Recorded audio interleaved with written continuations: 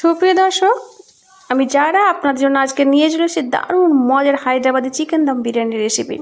তো বিরিয়ানিটি তৈরি করার জন্য প্রথমেই আমি যেটা করেছি, একটা মশলা তৈরি করে নিয়েছি, যেটার কারণে বিরিয়ানির স্বাদ বহুগুণ বেড়ে যায়। তো চলুন চলে যাই দেখে নিই কী মশলা। তো এখানে আমি নিয়ে নিয়েছি 3 টেবিল চামচ ধনে, 1 চা চামচ মৌরি, 1 চা চামচ সাজিরে, আর নিয়েছি 2 চা চামচ গোটা গোলমরিচ, নিয়েছি 20 টুকরো এলাচ, আর নিয়েছি 20 পিস লং, আর 2টো স্টার অ্যানিস, একটা ছোট্ট টুকরো জায়ত্রী, আর অল্প একটু নিয়েছি জায়ফল, মানে একটা জায়ফল ভেঙে 4 ভাগের 1 ভাগ, 2টো কালো এলাচ, আর নিয়েছি 13 থেকে 14টা মতো সবুজ এলাচ, আর 2টো তেজপাতা ছোটো ছোটো টুকরো করে কেটে নিয়েছি। এবার এগুলো আমি ফাইন পাউডার বানিয়ে নেব। এই মশলার কারণে বিরিয়ানির স্বাদ অসম্ভব বেড়ে যায়। আপনারা কেনা মশলা করতে পারেন, কিন্তু এর স্বাদ এত ভালো আসবে না। তো যাই হোক, এবারে মাংসটা আমি ম্যারিনেট করে নেব। তো এখানে আমি নিয়েছি 1.5 কিলো মতো মাংস, এতে দিয়ে দিলাম স্বাদ মতো লবণ, আর দিয়ে দিয়েছি 2 চা চামচ দিয়েছি লঙ্কা গুঁড়ো, আর নিয়েছি 1 চা চামচ হলুদ গুঁড়ো, 1 টেবিল চামচ নিয়েছি লঙ্কা যেটা বেটে নিয়েছি, আর নিয়েছি 1 চা চামচ ধনে গুঁড়ো, 1 চা চামচ জিরে গুঁড়ো, আর নিয়েছি হাফ চা চামচ এলাচ গুঁড়ো, আর এখানে দিয়ে দেবো 3 টেবিল চামচ মতো আদা রসুনের পেস্ট, আর এখানে দিয়েছি 1 টেবিল চামচ লেবুর রস, আর এখানে 300 গ্রাম দই যেটা ভালোভাবে ফেটিয়ে নিয়েছি, আর নিয়েছি 1.5 চা চামচ গরম মশলা গুঁড়ো হোমমেড দেখলেন, আর নিয়েছি 1 টেবিল চামচ ঘি। এগুলো ভালোভাবে ম্যারিনেট করতে হবে। আর এখানে আমি 4টে পেঁয়াজ, বড় সাইজের পেঁয়াজ ভেজে নিয়েছিলাম, সেটা 3 ভাগে 2 ভাগেতে দিয়ে দেবো, আর দিয়েছি ধনে পাতা কুচি 1 মুঠ মতো, আর দিয়েছি অল্প একটু পুদিনা পাতা। এবার এগুলো ভালোভাবে মাংসের সাথে ম্যারিনেট করে নিতে হবে। ম্যারিনেট করে এটাকে আমি 2 ঘন্টা রেস্টে রেখেছি। আর এতে দিয়ে দিলাম অল্প একটু কাশ্মীরি লঙ্কা গুঁড়ো, রং মানে কালারটা ভালো করার জন্য আর কি, এটা কালারটা ভালো আসে। দিয়ে এটা ভালোভাবে মাখিয়ে নিলাম। এটা কিন্তু 2 ঘন্টা পর মাখিয়ে নিয়েছি, মানে তখন দিতে আমি ভুলে গেছিলাম। এবার এতে দিয়ে দিব অল্প একটু কয়লা জ্বালিয়ে, আর এতে দেবো একটু ঘি, এই স্মোকি ফ্লেভারের জন্য। এতে বিরিয়ানির স্বাদ দারুণ আসে, একটা অথেন্টিক স্বাদ এতে নিয়ে আসে। তো আমার ম্যারিনেট করা হয়ে গেছে, 2 ঘন্টা হয়ে গেছে, আর আমার স্মোকি ফ্লেভারটা নেওয়া হয়ে গেছে। এবার যে তেলে আমি পেঁয়াজটা ফ্রাই করেছিলাম, সেই তেলটা পাতিলে নিয়ে নিয়েছি, যে পাতিলে আমি বিরিয়ানিটা তৈরি করব। এতে দিয়ে দিলাম সে ম্যারিনেট করা মাংসটা। এবার এটাকে রান্না করতে হবে। হাই ফ্লেমে আমি রান্না করেছি 5 মিনিট মতো। একটু নাড়াচাড়া করার পর এতে দিয়ে দিব আমি কিছু আলু না দিলে তো বিরিয়ানিতে মজাই আসে না।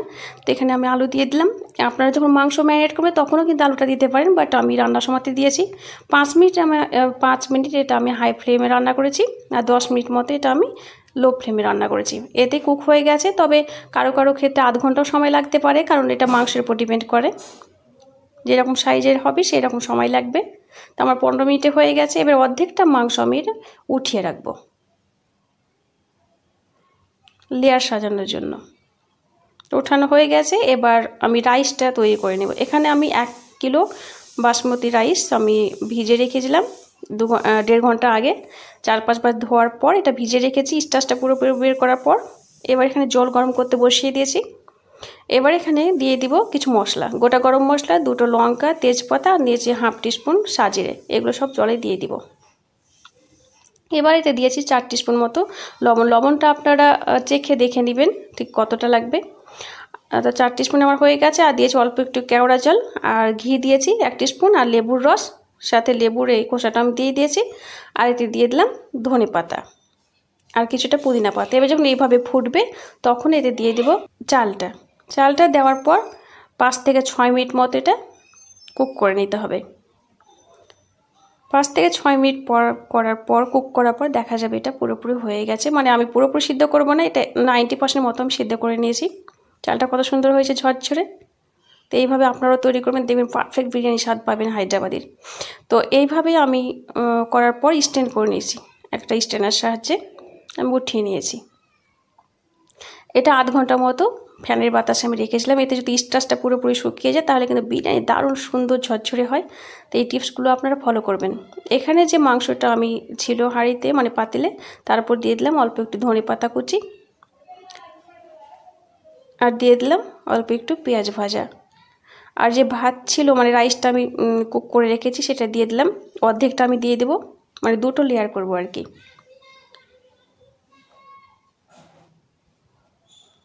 অর্ধেকটা দেওয়া হয়ে গেছে। এবারে দিলাম ধনে পাতা কুচি,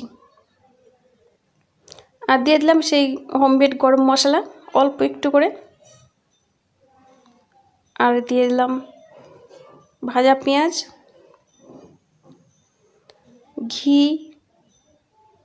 আর এখানে দুধে ভেজানো জাফরান দিয়ে দিলাম। এতে কালারও বেশ ভালো আসে, ফ্লেভারটাও খুব সুন্দর আসে। আর যে অর্ধেকটা মাংস আমি উঠিয়ে রেখেছিলাম সেটা এবার সাজিয়ে দেব।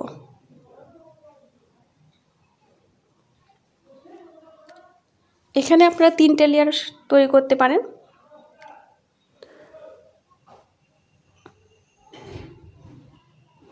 তো হয়ে গেছে। এবার যে বাকি ভাতটুকু ছিল অবশিষ্ট সেটা আমি দিয়ে দেব। পুরোটা দেওয়া হয়ে গেলে যেভাবে আমি আগের লেয়ারে যে মশলাগুলো যেভাবে দিয়েছি সেইভাবে আমি দিয়ে নিয়েছি, রিপিট করেছি। এবার একটা কাপড় এরপর দিয়ে দিলাম যাতে বাষ্পটা বাইরে বেরিয়ে না যায়, সিল করার জন্য। এরপর দিয়ে দিলাম ঢাকনা। এখানে আপনারা ময়দা দিয়েও সিল করতে পারেন, অ্যালুমিনিয়াম ফয়েল দিয়েও সিল করতে পারেন। এবার এখানে একটা তাওয়া বসিয়ে দিয়েছি, এটা 5 মিনিট হাই ফ্লেমে গরম করে নিয়েছি। এবার পাতিলটার উপর বসিয়ে দেব। বসানোর পর হাই ফ্লেমে এটা 5 মিনিট এবং 25 মিনিট এটা লো ফ্লেমে আমি কুক করে নিয়েছি, মানে দম দিয়ে নিয়েছি। চলে এলাম 25 মিনিট পর। দেখুন কতটা মজাদার হয়েছে বিরিয়ানি। আর ওপরে দিয়ে দিলাম কাজু, কিছুটা ভেজে রেখেছিলাম। এবার আপনাকে দেখিয়ে দিই কেমন হয়েছে। দারুণ মজার হয়েছে, বাড়িতে পুরো মোমো করছে সেন্টে। এইভাবে যদি তৈরি করেন অথেন্টিক বিরিয়ানির স্বাদ, মানে একবারে হায়দ্রাবাদি বিরিয়ানির স্বাদ কিন্তু আপনার ঘরেই পাবেন। আর মাংস কতটা সফট এবং জুসি হয়েছে সেটা আপনাকে দেখিয়ে দিই। এই দেখুন কতটা সফট, এমনি খুলে আসছে। তো এইভাবে আপনারা বাসাতে ট্রাই করবেন, দেখবেন ভীষণ পছন্দ হবে। তো এইভাবে আপনারাও তৈরি করে নিন আর ফ্যামিলির সাথে এনজয় করুন। আজকে এই পর্যন্ত, চলে আসবো পরবর্তী পর্বে নতুন কোনো রেসিপি নিয়ে। ততদিনের মতো আল্লাহ হাফেজ।